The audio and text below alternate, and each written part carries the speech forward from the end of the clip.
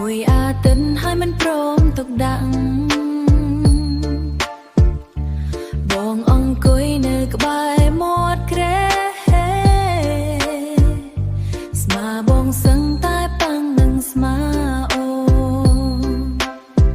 អូនបានត្រឹមតែអង្គុយសំឡឹងជង្គង់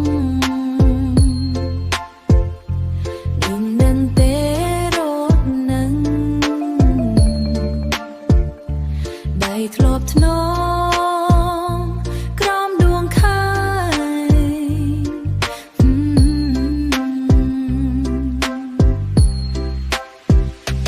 ចង់កាន់ដៃ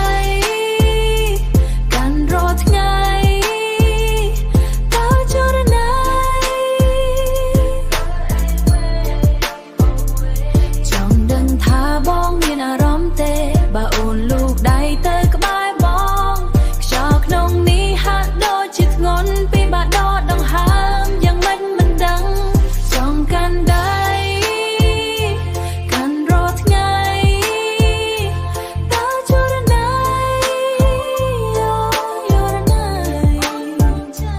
ដៃធ្លាប់ធ្ន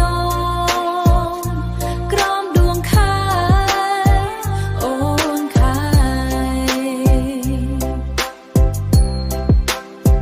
មិនអីទេដឹងអូនស្មានថាយ៉ាងណាក៏ដែរអូនគ្រាន់តែ